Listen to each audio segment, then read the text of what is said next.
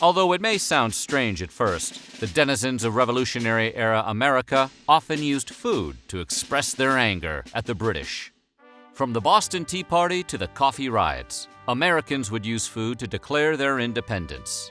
Meals and ingredients associated with the British were rejected and replaced with homegrown alternatives. Today, we're going to take a look at some of the foods Americans ate during the Revolutionary War. But before we get started, be sure to subscribe to the Weird History channel and let us know in the comments below what other culinary topics you would like to hear about. Okay, we hope you brought your patriotic appetite. We have some wonderful menu items for you today.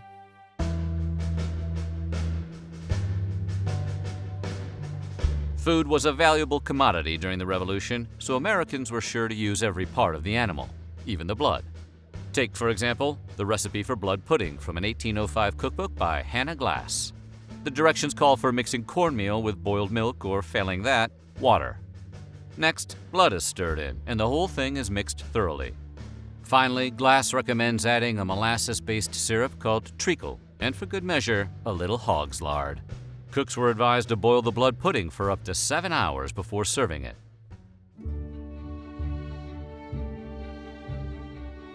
When we said that Americans during the Revolution used every part of the animal, we meant it. Take, for example, Joseph Plum Martin, a private from Connecticut who recorded some of the more unusual foods he ate during the war. For example, on one occasion he boiled an old ox's liver. It probably seemed like a good idea at the time, but it wasn't. Martin reports the meat gave him a terrible stomachache. After taking some medicine, Martin, in his own words, discharged the hard chunks of liver like grape shot from a field piece, which sounds just awful in every conceivable way. You would think an incident like that would make Martin pickier about what he ate, but no sir, not for that Connecticut private. Martin seemed to be especially fond of bits that, even then, others thought of as undesirable. This is illustrated in journals where, among other things, he also records eating a sheep's head, so it wouldn't go to waste, and an ox's milt, or spleen, which made him hurl.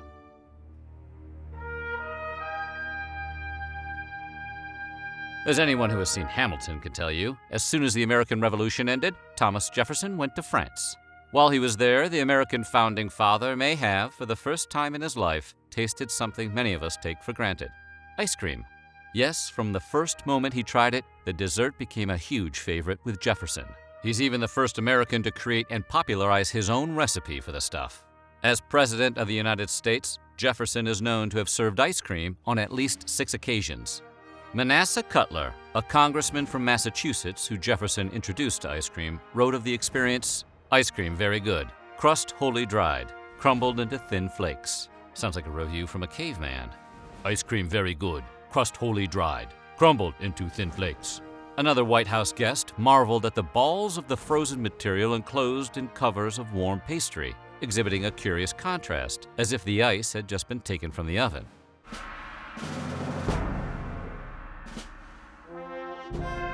The recipe for Firecake included water, flour, and not a single other thing. If that doesn't sound too appetizing to you, well, it didn't to Revolutionary soldiers either. In truth, they only ate Firecake when they absolutely had to. However, ration shortages during George Washington's winter at Valley Forge meant that many soldiers had no other option.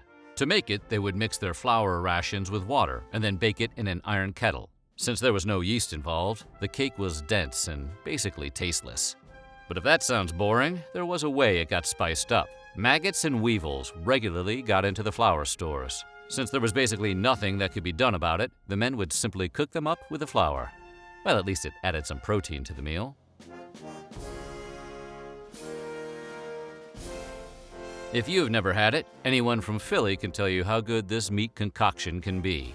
Popularized by the Pennsylvania Dutch, Scrapple was made from the leftover parts of a pig. That's right, it's the American Revolutionary version of the McRib. One recipe that dates all the way back to the colonial period called for using the pig's head, feet, and any pieces which may be left after having made sausage meat. Is anyone else's mouth watering? The parts were to be tossed into a pot with salt and boiled until they were soft enough to allow for removal of the bones.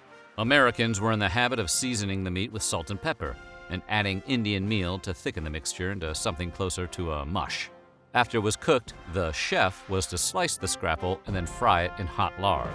Scrapple, made from the best stuff on earth. Pumpkins were a new world food, and Americans of the Revolutionary era had several ways of incorporating them into their cooking. One of the most popular was a way that remains widely beloved today: pumpkin pie. In Hannah Glass's aforementioned cookbook of 1805, she carefully explains how the Founding Fathers made and ate their own pumpkin pie. According to Glass, the cook should peel a pumpkin and stew it until it gets soft. The recipe then called for 1 pint of pumpkin, 1 glass of rosewater, 1 pint of milk, and 1 glass of Malaga wine.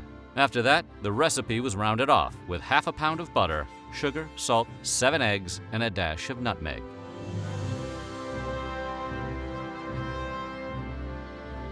Like most people, George Washington enjoyed a drink from time to time, and just months after the Revolutionary War began, George Washington stocked up on Madeira wine.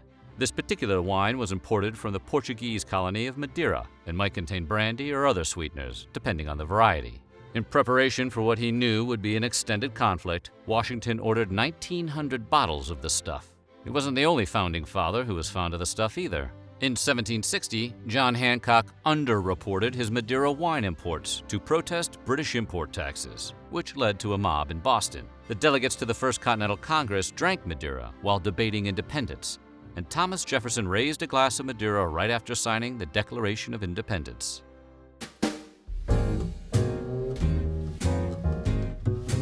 While they didn't have a Starbucks on every corner quite yet, coffee was wildly popular during the American Revolution. In fact, when a merchant named Thomas Boylston drove up the price of coffee by stockpiling it, at least 100 women marched to his warehouse and rioted. The riot took place on July 24, 1777. According to Abigail Adams, at least 100 women, assembled with a cart and trucks, marched down to the warehouse and demanded the keys, which Boylston refused to deliver. That is when things took an ugly, aggressive turn. Do not deny people their coffee. Adams reports one of the women seized him by his neck and tossed him into a cart. With no way to escape, he handed over the keys. They tipped the cart over to free him and then opened the warehouse. The coffee was removed, loaded into trucks, and then taken away. That all seems pretty reasonable to a coffee drinker.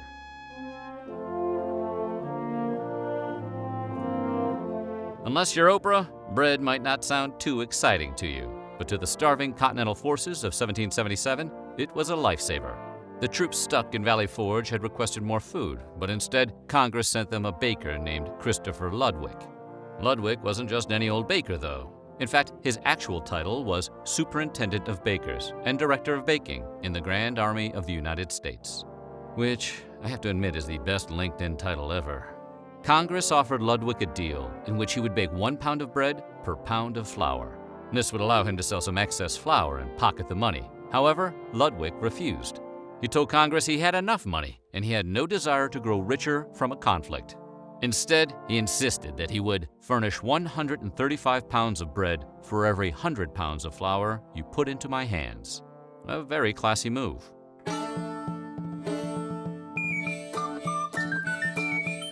Made from fermented molasses, which is a byproduct of Caribbean sugar plantations, rum has a very long history in the Americas.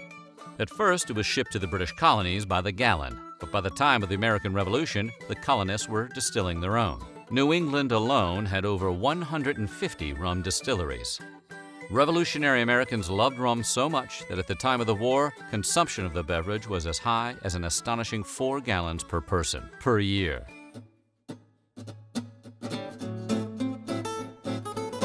Being, for the most part, former Brits, the American colonists enjoyed many British foods. However, they also had no opposition to adopting new foods that were grown in North America. In fact, Hannah Glass even included several recipes in her cookbook, which she described as adapted to the American mode of cooking. One of these recipes was for cranberry tarts. Glass's recommendation was to stew the cranberries into a jelly, add brown sugar, and then bake with butter and flour.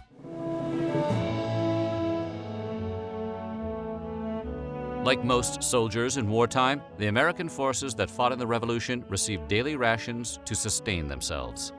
The rations typically included a pound of meat per day, which might be beef, salt pork, or salt fish. Each soldier also received a pound of flour per day. In addition to those, the troops would get some helping of peas or beans, some milk, and usually a small quantity of rice, corn, and molasses. However, that was under ideal circumstances, and war is often less than ideal. In fact, the troops often didn't receive full rations, and when they were on the march, fresh milk was especially hard to find. During the long winter of 1777 in Valley Forge, many of the allowances had to be adjusted based on limited availability, and many soldiers just had to go without. Given that they were mostly British, the Americans in the colonies had a special fondness for tea. When Parliament cracked down on tea smugglers, the colonists didn't take it too well.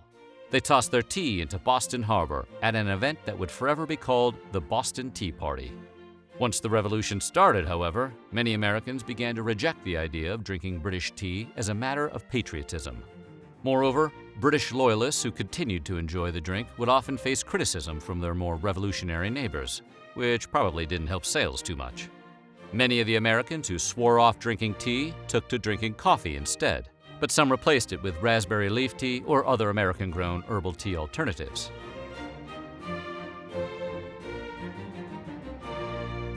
The Americans weren't just revolutionaries, they were trendsetters.